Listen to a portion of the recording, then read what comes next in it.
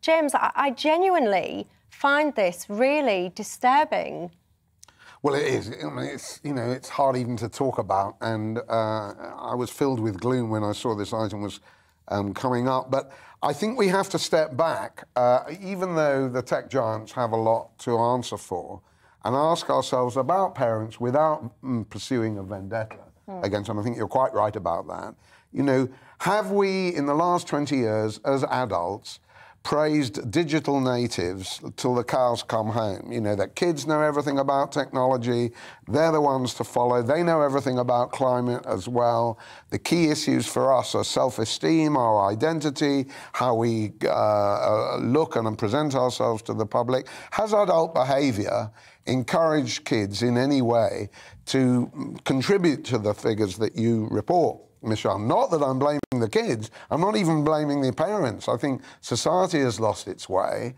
It's very difficult to tell which way is up, and therefore self-generated material, such as you were talking about, is something that everybody does. It's what used to be called user-generated content. 7-year-olds, James. Yeah, I mean, but they're not indifferent to the adult climate where these parochial and narcissistic and selfish concerns are paraded on the media all the time. So I think the wider question is, what responsible roles are adults playing you know, for children? Are they encouraging them to get out and bruise and graze their knees, or do they tolerate their bedroom IT activities as the grooviest new thing? We should be getting kids out of the bedroom into real life, and that's the thing that parents have often neglected in the past decades.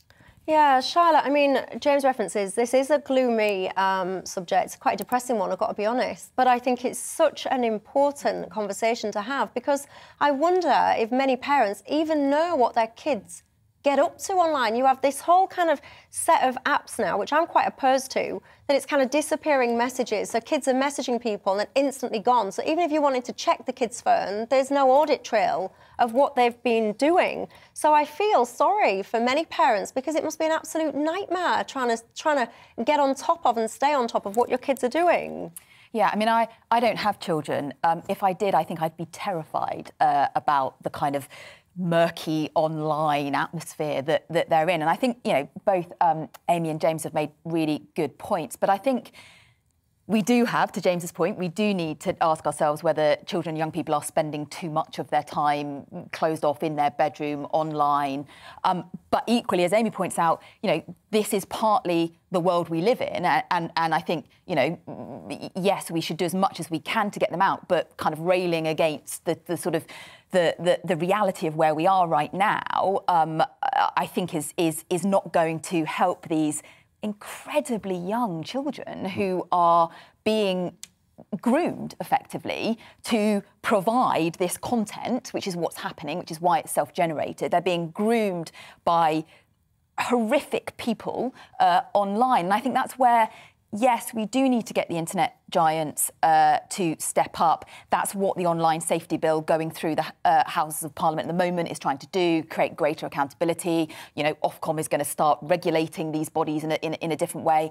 But ultimately, if we can help parents to have good conversations with their children, to understand the risks better and to feel more in control. You know, the NSPCC has a great programme called Talk Pants, and they have this dinosaur that they use to try and have conversations about, you know, your private parts are your private parts. And these are aimed at very young children, and they've got guidance to parents as to when maybe to have those conversations. Light touch, but trying to sort of say to kids, don't feel pressured, don't feel you have to do this. It's OK, talk to someone if you're in a negative experience. So I think there is an element where actually parents can be helped to do more in this situation. Yeah, and I think kids have to understand that anything that they put online can be screen grabbed, it can be used against them. And if you think that you are sharing something in the privacy of a conversation between you and another child or another person or whatever, trust me when I say that that is not always the case. In fact, probably more often than not, it's not the case. And the other thing that I would like to see as well is all these porn sites. Some of the content that you can see just as a casual search of something quite innocuous. Some of the content that you get presented back to you, it's an absolute disgrace. Fine, yeah, for consenting adults, but for children that are seeing this content, I think it's disgusting. And actually, I think shame on a lot of these companies, by the way, that don't hide some of their content. I really think it's wrong. Anyway, we've ran a poll on GB News' Twitter. We've been asking, do you think that children should be given less freedom online to prevent sexual abuse? 81.3% of you so far have said yes, no. I find this quite interesting. Nearly 20% of you said no. How fascinating. Anyway.